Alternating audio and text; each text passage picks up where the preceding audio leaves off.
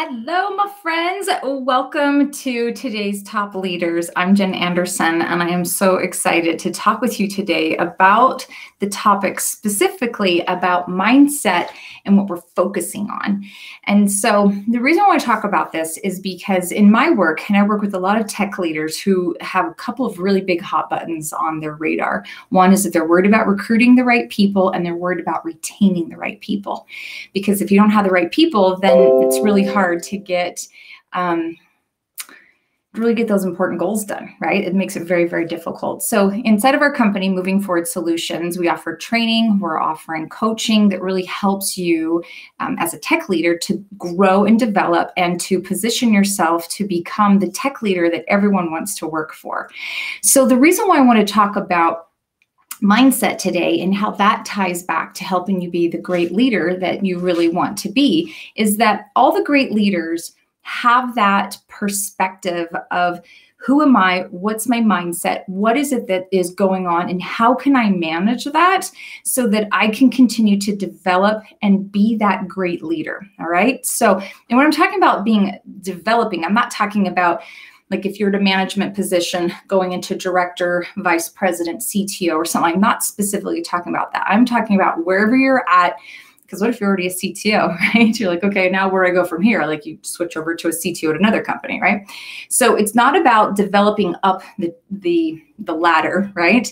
But it's definitely wherever you're at, what is your mindset? What are you doing to make sure that you are embracing where you're at so that you can recognize anything that might be a problem? And so the whole thing about focusing and how the focus part fits in with the mindset is that whatever you're focusing on, that's what's going to get your attention, right? And so we all know this. It's like, look at the car analogy, right? As soon as you buy a car, what happens after you buy the car? Yeah, you see it everywhere. The same make, the same model, the same color, and you think, what happened? Did everybody buy the same car that I bought this last weekend? Why do they all have the same car? Well, it's not that they all of a sudden bought it and that there's more of those cars that are out there. It's that your eyes are attuned to it. And so you're seeing it more. It's showing up on your radar. And so then you just naturally, because you own the car, you have a thing in your life, it's helping your brain to say, oh, here's this thing. So let's see if we can find other things that match as well. It's just completely natural. It's just the way our brain operates. And then after a while, you probably won't see the car as much, or you still might. But when you think about as a technology leader, if you're thinking, all right, what is the thing that I want to be focused on? And then you dial that in, it will totally make a difference for your mind to spend its energy wisely to be dialed in on that thing that you want to be focusing in on. And that's where I find with a lot of the work that I do with people is that they're scattered. In fact, I just had a training today with a bunch of technology leaders at a company. And one of the things I was talking about is that a messy mind can't make decisions.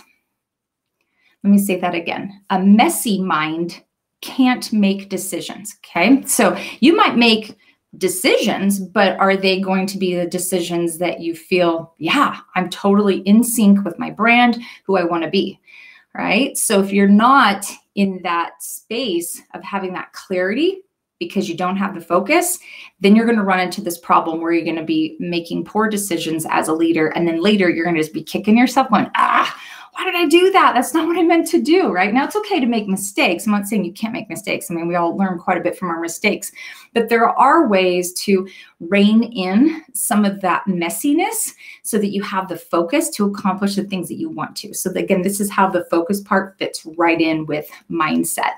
I want to share with you a great quote from Paulo Coelho. He's one of my favorite authors, but this is a quote from his book called The Devil and Miss Prim. And he says, whenever you want to achieve something, keep your eyes open, concentrate, and make sure you know exactly what it is that you want. No one can hit their target with their eyes closed. And so I think that that's something to consider, right? So are you wanting to hit the target? Notice the target right here. Okay. So are you wanting to hit the target?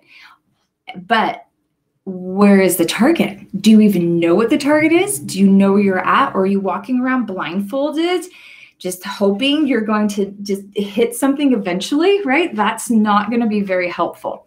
Instead of wasting your time, instead of wasting all of that effort and all that emotional energy with all of the randomness of being blindfolded and trying to feel your way through, take that blindfold off, zero in on what is that target that you want, right? And then keep yourself focused on that target. And you're going to know all the next little steps to do instead of being busy with all the things going on, right? Focus on what is that main thing that you want to, where you want to go. And so I want to share with you the analogy of going on a trip and how that ties to you as a leader, really dialing in your mindset. So let's say, for example, we want to go to New York City. And I'm picking New York City as this example because pretty much everybody in the world knows about New York City. And so if you want to go to New York, you can totally get there, but how you're going to get there might look different from somebody else. So for example, when I shared this analogy with a group of people, some of them literally live in New York, okay? So they're not in New York City, but they live close to it. So for them to get to New York, literally all they have to do is put on their walking shoes and go for a walk. They'll get there, okay? But then somebody else on the call was in the Mountain West. Many, many, many states away. It would still take days to drive to New York, let alone walk there, right? So for him, probably want to book a ticket and fly into New York instead, okay?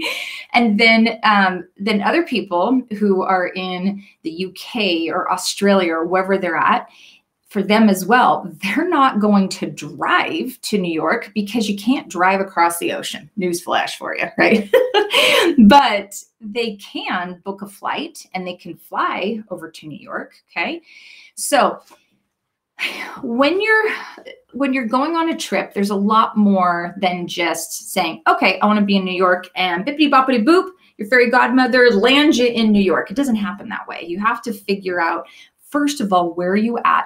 Make that decision to say, okay, I'm starting from this point here and my goal is to get to New York, right? So if you're in this place in your career and your goal is to get to New York, and I'm not saying literally that you want to move to New York or work for a New York-based company, but just go with me here. You kind of understand where this story is headed.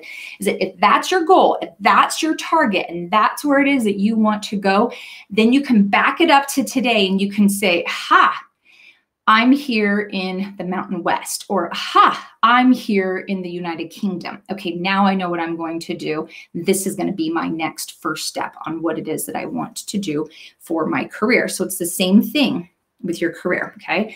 So then you might also make some other plans, right, for your trip. Maybe you, depending on the time of year where you live, could be really warm. And at that time of year, New York could be super cold or it could be completely opposite. So you got to pay attention to what you're going to pack. And are you going to need anything special like a visa or a map or cash or what, maybe somewhere to stay when you're there, maybe planning for that in advance, right? So all the little things. So again, the more clear you are on that's where I'm targeted, this is where I want to go, then you can start to say, okay, where am I at? Where are my gaps? What are the next things that I need to do? And just little by little, step by step, you'll get there. You'll get to your target. But you first need to start with what is your target, where you're at right now, and then you can work on closing the gap to get your way to that target. And that's why I always encourage tech leaders, know what you're focused on. And it's okay to have a large to-do list. I mean, who doesn't have a large to-do list, right? I was joking with somebody the other day. I'm like, I got a to-do list the length of my arm for work. And then I said, but you know what? I also have a to-do list the length of my arm for all the stuff in my personal life. So we all have lots of things going on. But at any given time, you probably have time that you're focused in on doing things for your career. In fact, I'm going to share with you a story of one of my clients. By way of job title, he was in management, and he recognized that he was not doing a very good job of managing his LinkedIn profile. And this wasn't about him looking for a job. Okay, this was not about him going and and interviewing a bunch of places. He wanted to really make sure he was growing and developing his career and perpetuating his brand. So what he decided to do is a couple of times a month to wake up at 4 o'clock in the morning and spend about an hour focused on his LinkedIn profile and doing all the things that he needed to do. If he wanted to write an article, if there were people he wanted to connect on LinkedIn with, if there are people he wanted to send invitation connections to them, if there were things going on inside of the groups that he was interested in, he wanted to pop in and to see what people were talking about and to make thoughtful comments. He decided it was a lot easier for him to do that a couple of times a month and wake up extra early and have that concentrated time. And he knew it in advance. So before he would go to bed, he had already communicated with his wife that he was doing that. And so she didn't have to be like, what are you doing getting out of bed at 4 o'clock in the morning? Okay. And so normally he would get up at 5 because he likes to run. So he would get up early. And if the weather was decent, he would run outside or he would run inside on his treadmill. So he wanted to have that hour of time to get LinkedIn done and then go to his normal routine of exercising. And then he would move into breakfast, helping his wife with getting the kids out the door for school and then getting to work and all the things. And so he would spend that time dialed in, but because he knew he was going to be doing that, and that was his focus, then where he was at, he could say, what's the next best thing I need to do? And his brain could zero in on, that's what it is I'm trying to accomplish. That's my goal, is to spend this time on LinkedIn. So it's going to help me to connect with people. And so instead of his brain being all frazzled and all thinking about all the things, right? All the to-do list items, right? His brain instead could say, oh, you know what? There was that conference that I attended 2 weeks ago, and I have not gone back and connected with those people. So let me do it. Okay. So that just kind of gives you an example of what it will do for your brain when you zero in on your target. It will actually help you to be much more effective. And so as you're thinking about this stuff that we're talking about today, about your mindset and what you're focused on, how can it actually help you accomplish more? If this is resonating with you and you're really recognizing, okay, I need to get myself more dialed in as a leader on some of these key things that I'm doing for myself with understanding my brand and leveraging it, get in touch with me. Just send me a DM, or you can jump on the website, which is movingforwardsolutions.com, and you can send me a message from there to contact me. And we'll have a strategy call. We'll talk about what's going on and talk about the training and coaching that I provide to see, will that be available to support you with where you're at with your goals right now and to really help you get to that place to be the tech leader that everyone wants to work for. All right, my friends, thanks so much for joining me. I look forward to seeing you next time. Thanks.